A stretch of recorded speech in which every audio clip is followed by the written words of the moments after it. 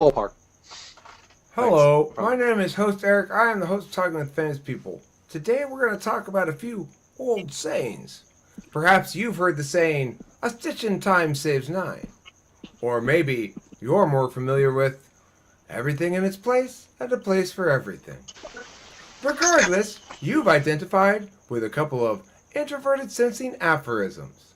They're there to help us remember how to take good care of ourselves and make wise choices. If you like making wise choices and choosing wisely, then you're going to want to avoid choosing poorly. One good way to avoid choosing poorly is to put something in the same place every time. You can never make a wrong choice regarding where to put your keys if you always place them in the same location. Now let's look at this other aphorism, a stitch in time saves nine. This refers to the preventative aspect of SI. Are you aware that if your clothing loses a stitch, that means two parts of the clothing that have been sewed together are slowly coming apart? If you allow that stitch to continue to unravel, you will discover one day the entire arm of your sweater has fallen to the ground. Now, how many stitches will it require to reattach the arm of the sweater? The answer is 9. However, if you did that one stitch originally, you would not have to do any of those 9 stitches. It would be a lot better for you. That's an example of managing yourself through time by taking care of your wardrobe and utilizing sewing skills to save future need for sewing skills. And that concludes the introduction to this video, which has been performed in a instructional slideshow format. Do I have any comments from the assembled persons? If it saves 9 stitches, then that would have to not include the original 1 stitch. So it would have to be, if you don't make the original 1 stitch, then it takes 10 stitches. Now here we see an example. Here we see an example of TI, I believe, conflicting with SI. A stitch in time saves 9. That's the old saying, Megabro. Therefore, that's how many stitches it saves, always. Congratulations, SI. Right, Game, set, match. It saves 9 because if you don't do the 1 stitch, you still have to do 10 stitches. Hey, Punky. No, Megabro, are you the Megabro. type of guy who steals children's Christmas presents? Because you sound like It saves it. 9, Like Megabro. The reason Right. it saves So 9 is because it rhymes. Instead of doing 10, you only do 1, and that way you save 9. I see. Did I indicate something wrong in my math? I bet I did, huh? Well, math wrongness is one of my specialties. So, regardless of that, I'd like to now open the floor to other comments regarding manifestations of SI and where they run afoul of other cognitive functions, as this one just did, where Megabro wants to make sure that the logic of the aphorism is sound or consistently applied, and the SI person would say, the thing that matters is that it rhymes, and that's the old saying, and that's how it goes. You know, that's how we always do it. So, any other thoughts on these first two old sayings, stitch in time, and the second old saying was, everything has a place. So we haven't really gotten into that one yet. How's my audio? Your audio is great, Taylor. You sound like $1 million record. Sound considerably less windy. Well, I'm not driving anymore. Thoughts on preventative SI like that? Stitching and timing, saving nining? Any thoughts on that? If not, we'll go to plate things in their places. I don't know if it would be apt to include what I call superstitious SI. I don't even know if it is SI. But like that thing where it's like, this has to go down the same way as it has, otherwise external things will go horribly wrong.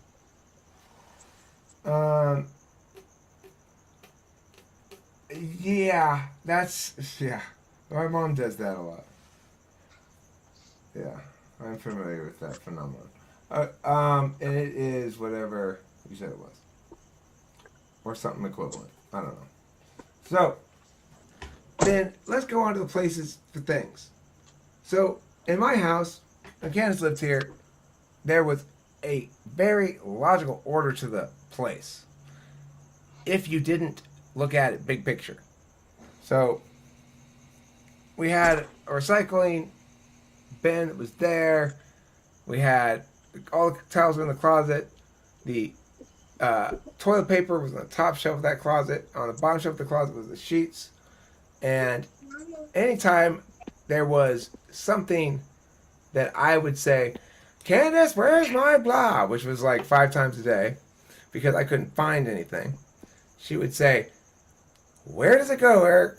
And I'd say, I don't remember. I told you 10 times already. Those things go in that basket over there. Now, I've got baskets galore. If you look down here at this thing, this is how the house is set up in general. See all those baskets underneath the TV? Oh, my mom would love that. They used to, at one point, have little signs on them saying what goes in each basket, you see? That's called trying to make the universe and entropy in general stop assaulting you quite so much, which is a very noble and good and desirable outcome. Because How? Because one can let me put it, this is how it would best sell the ENTP on the notion that it's a good thing. Nobility is the word that I mean. You have the most ability to fuck shit up however you want when you're feeling most comfortable, most supported, and most got your shit together. Then you can be bold, right? You sold that very, very well. Thanks. Now, but the place for everything, the only reason I like that, because see, the thing is, I want to always change places, because I'm always trying to find the optimal system where this is as maximally efficient as possible, which means the frequency with which I use something is directly proportional to its nearness to me.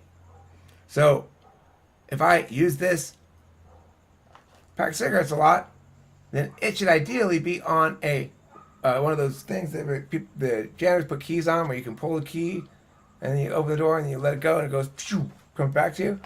I want like 6 of those. I want one with my phone, one with my keys, one with my cigarettes, one with my lighter especially.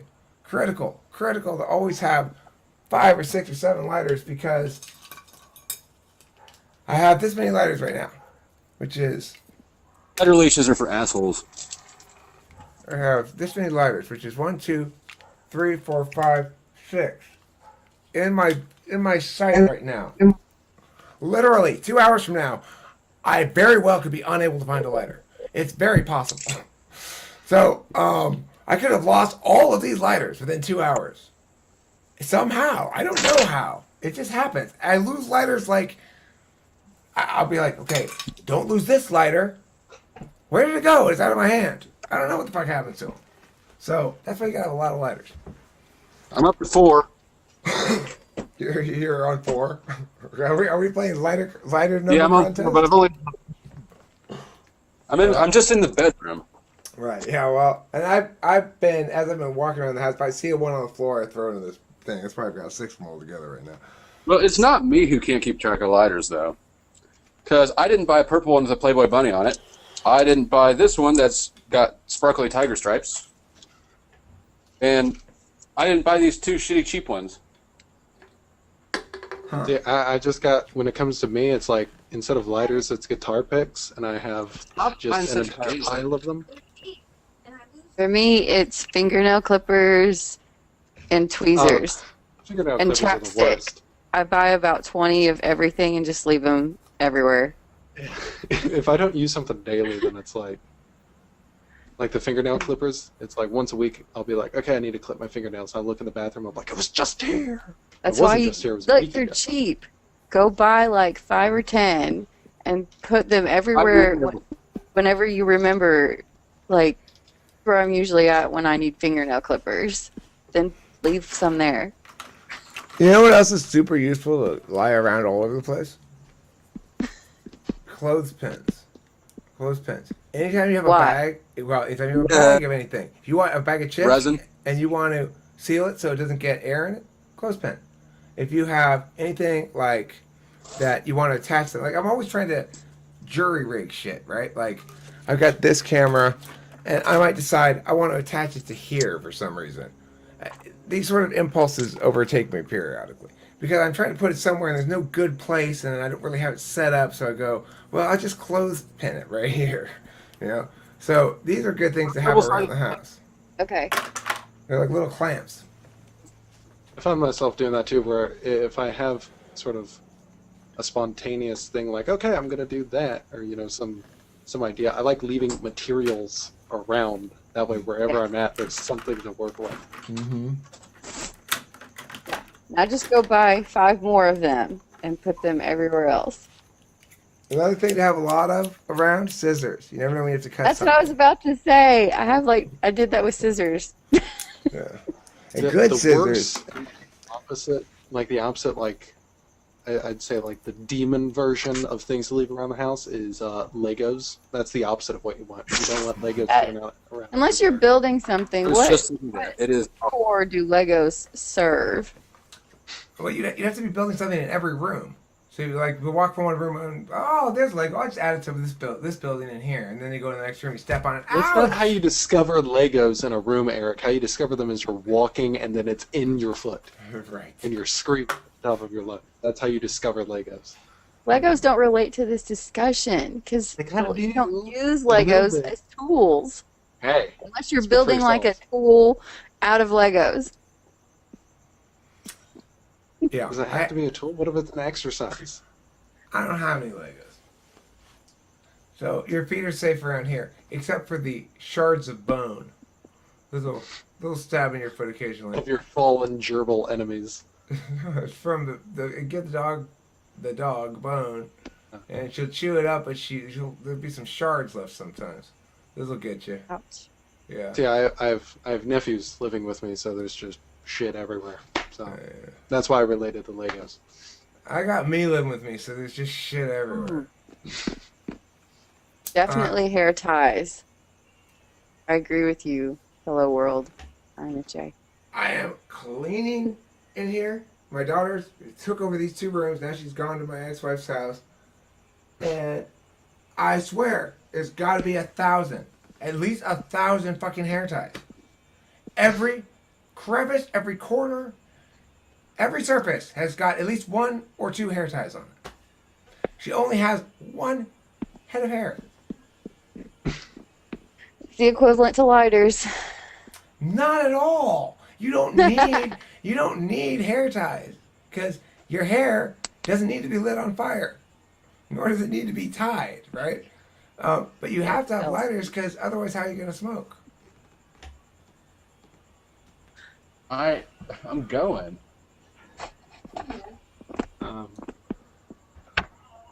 How many lotions does Delilah have? I have a bag of lotions that I put in the back of the car.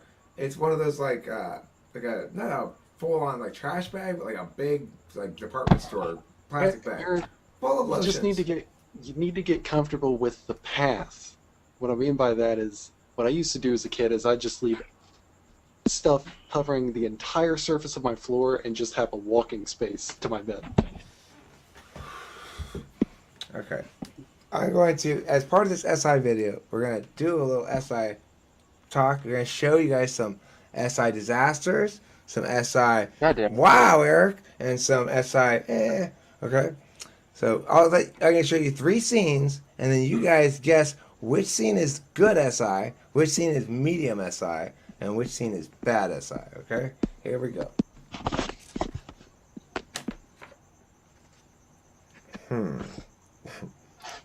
This is going to be a challenge. That SI back here. Unmade bed. All right, so I'm going to unplug this microphone for right now, so you're not going to be able to hear me for a little while.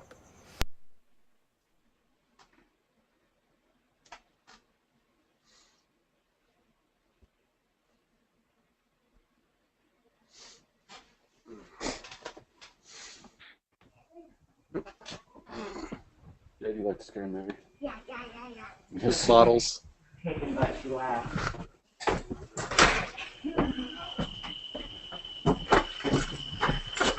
Damn it, where did all 4 of those lighters go?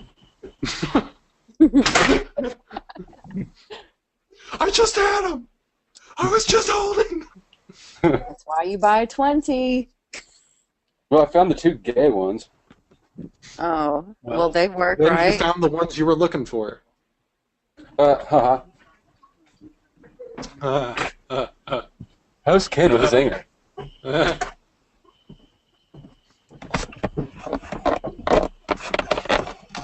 Are those clothes folded? Yes, they are. Who the fuck did that? He did. I call His bullshit. evil twin. I don't. I know another ENTP. His closet looks the exact same way. See, I make sure that everything is neat before I wear it, but I don't fold it. I toss it in the dryer and Hey, is that your daughter's room? I hope Yep. she gets mad at you for doing that. That's so mean.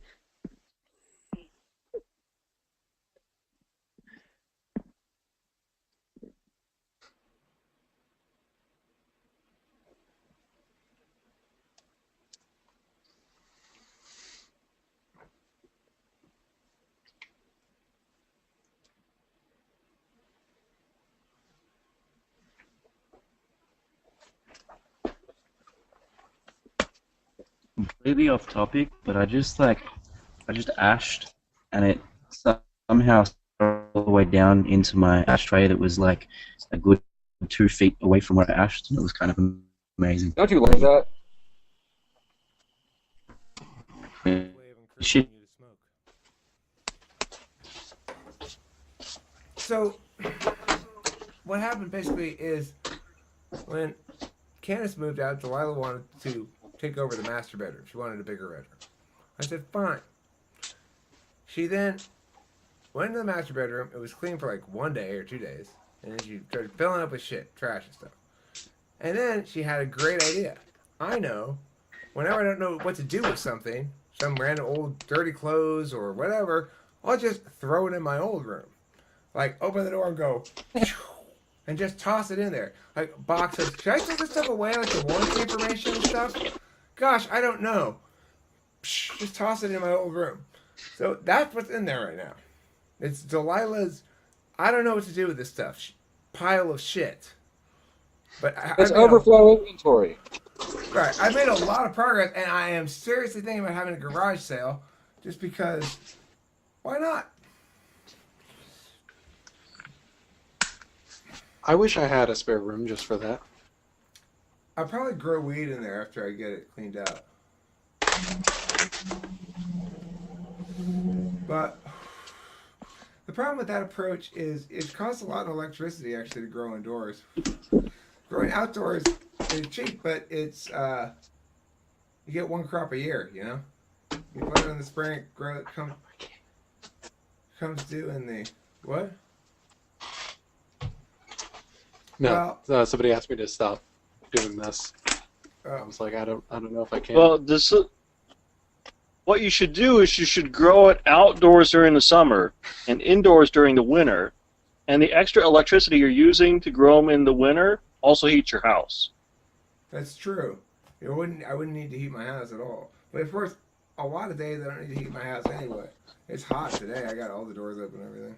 He's in But South California. He's fine.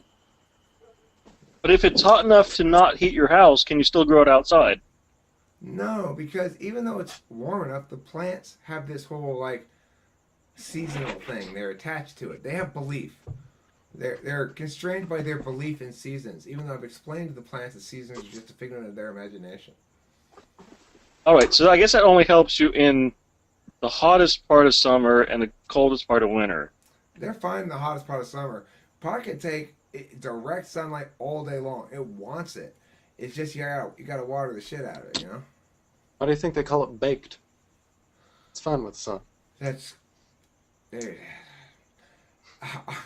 I'll conclude leave. this It's fine. SI topic. You'll never have to see me again. I'm done being host. Can Bye. That was the greatest joke I've ever heard in my life. And all I'm doing, I was crippled by it. And that's why I'm stuttering a little bit right now. I'm still processing where all that genius came from. So the point is, do we have anything we'd like to conclude about SI before we put the SI topic to bed? Introverted sensing, the notion of your own self through time and managing your affairs, your body comfort, shit like that. To backtrack just a little bit, INFJ Hello World, he asked, have you ever covered minimalism, Eric? Because I took up some minimalistic values just to get rid of some stuff, because I have a path to my bed half the time, and it's 100% of my stuff. Now I have a path to my bed, but it's only 20% of my stuff laying around on the floor. I like the idea of it. In general, I'm a big believer in the rule that says every object you possess has a maintenance cost. It may just be later to throw it away, but it's still a maintenance cost.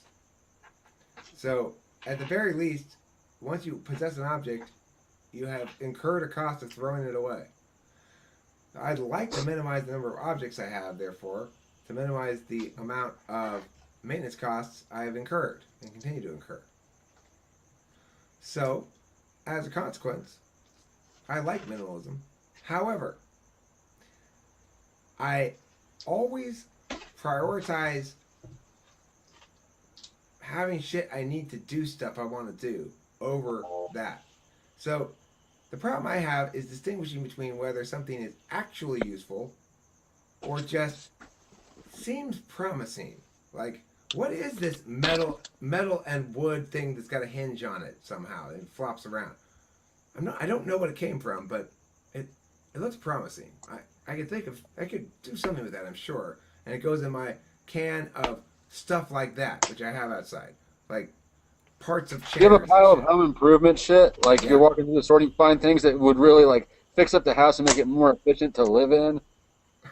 I not bought stuff. I did buy some stuff yesterday. It's very rare. But the stuff I'm talking about is if I see somebody's got trash out by their yard or by their curb that's good trash, I'll stop and pick it up. You know, I got no qualms about doing that. If it's interesting. So it's like, what a weirdly hinged sort of object-y thing that is. I'm gonna go get that. I've got a whole fucking big metal can full of those kind of things. You should see the album I bought today at a garage sale. Really? What'd you get? I don't even have an album player, and I don't even know who the fucking artist is. You like the cover? The cover's hilarious. What's it called? Whitman, something Whitman. Something Whitman. The jazzy sounds of something Whitman. Slim Whitman. Ooh, Slim Whitman. He's an old-timey Western guy or something, or what? I have no idea. I've never heard it. Never heard of him. I'll send you the picture of this album cover. He looks like the guy who'd be hanging out at the bar in a hotel lobby in Vegas. He's probably got a girl and an investment opportunity for you. and he tries to sneak away onto your bar tab.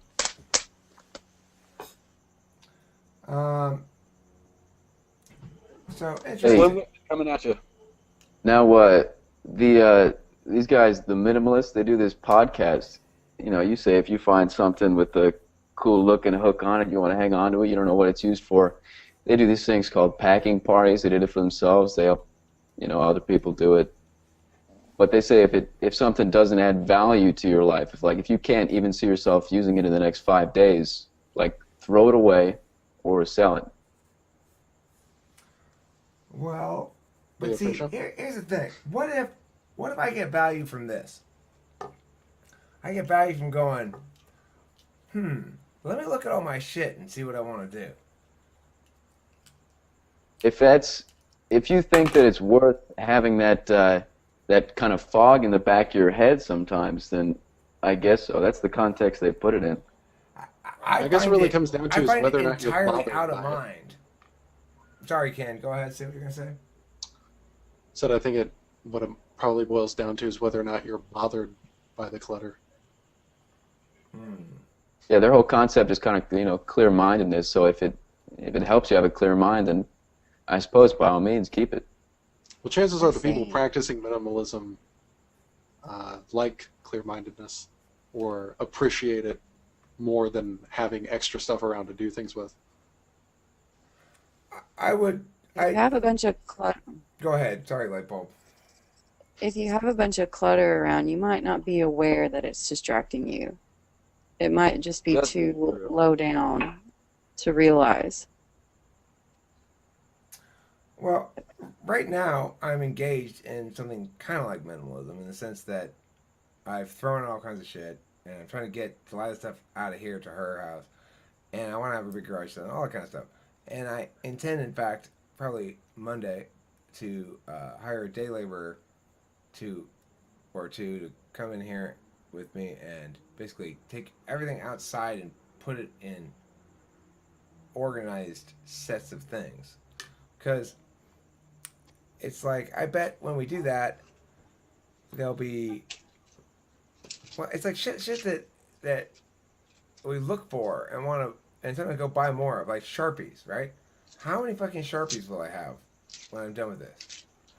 Countless, because between Delilah and me, anytime a Sharpie entered the house, it was lost by sundown, right? If it entered before noon, it was lost by sundown.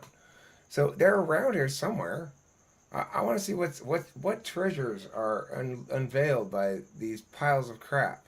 It's got to be, how much change is there sitting on the floor too? I've already put handfuls and handfuls in my jar of change. And this is stuff my mom always did too. She, as an SI Dom, one of her favorite sayings was, "Every little bit counts," and she'd put coins in her piggy bank.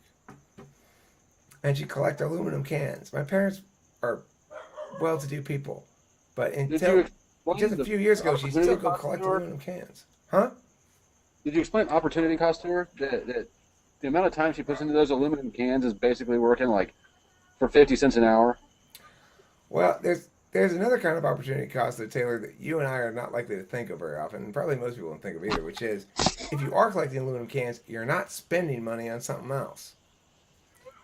All right? So because she spent a lot of her time doing free shit, like collecting aluminum cans, the aluminum can payoff was whatever, but she probably wasn't aware of it. I suspect the actual payoff was she had structured her life so that she did shit that didn't cost anything all the time. That's like cutting off your nose so you don't snort coke. Not if you're an SI Dom, because they like the familiarity. They like the comfort and security of knowing that they've got their piggy banks and they've got their recyclables and they've got multiple layers of defense against the uncertainty of reality, right? Well, she's not losing any money, but she's not making any money with that time. If you throw away your time wasting cans, you have no defense against reality, because if a financial concern hits, you aren't making any money, and your inventory of cans is not going to save you. But if I told you guys, instead of this story, that she'd spend that hour sitting down and watching TV, none of you would have a problem with it. Yeah, but there's the picking up cans has an implied logic that's flawed. I'm telling you, that's not the logic behind her picking up the cans. She enjoyed the identity affirming process of being frugal. One of her favorite words, frugal. Got to be frugal. To this day, she tries to feed me shit that's like 3 weeks out of date. My whole life. God damn it, that must be an old person from South California thing, because my grandma does the same thing. She's been trying to kill me with that shit for years. It's like you walk in and she's like, "Here, have a snack," and it's like the ass end of some cheese and a few grapes, everything that's about to go bad. Right. Or I'm like, do you have any cream for the coffee? Sure. Mom, you need to throw that shit away. It's still good. It expired 2 weeks ago, Mom. That's just the sell-by date. If it even nudges the sell-by date, it's in the trash for me. I don't fuck around with that, you know. I don't like the day before. Right. My Because my what if they're off a little bit? What if that milk is actually My What that's- the sell by? my mom's Go ahead, Ken. Sorry. my mom's pretty much resigned to. I'll try to ask her, "Hey, do you think this is still good?" And she's always like, "Well, you just if you don't think it's good." I'm like, "Yeah, but here's the thing. I'm asking you, whether or not it's good." But the thing is, what she typically tells me is that things are good even after the expiration date. That's mainly what she typically tells me. that's Except for at least she's reasonable with things like meat. It's a bit different when it's like. Try to think of an example. Like lettuce or something. Like Can anyone spinach. smell milk though? Because whenever was someone about says, to "Oh, say. just smell the milk, see if it smells sour," all milk smells sour. No, it If doesn't. you're- I can totally tell by smelling milk. I can tell Oh, how it close does is. though. It so smells sour. I can't tell at all. I can tell. I can tell you like if it's new milk, medium milk, late medium milk, or too old milk, just by smelling it for sure. It doesn't actually smell sour. It smells sweet until it gets all the way sour. That's how you know it's getting old. Well, right. So there's degrees of and without a control milk to refer to, I don't trust my. Well, when you grew up in the house I grew up in, you either developed a sense of milk smell, or you drank bad milk or something. It's like Not all the children made it in the House Yeah. of Strauss. I say I'm an only child. I All of my other several children died siblings of way food back in the poisoning. day to the milk famine that went around. We all got milk gave us all consumption. What you doing there? I'm drawing. I'm gonna carve this out of wood, right? A T and a W, but I'm trying to draw it on here first. The W, I'm trying to put it behind the T, but I think that's probably a bad idea. Fortunately, I could just go on the other side. I don't know. I'm not good at drawing pictures and shit. So You're gonna have a big WT. I want it to be TWFP vertical, right? Like F goes here. I know you're going for talking with famous people, and you're ending up with white trash. I gotta carve it out. I got a jigsaw yesterday. I bought a jigsaw. You want to see my jigsaw? Yeah, you should look at your phone first though, and check out the Slim Whitman. How is pimping glory? I will.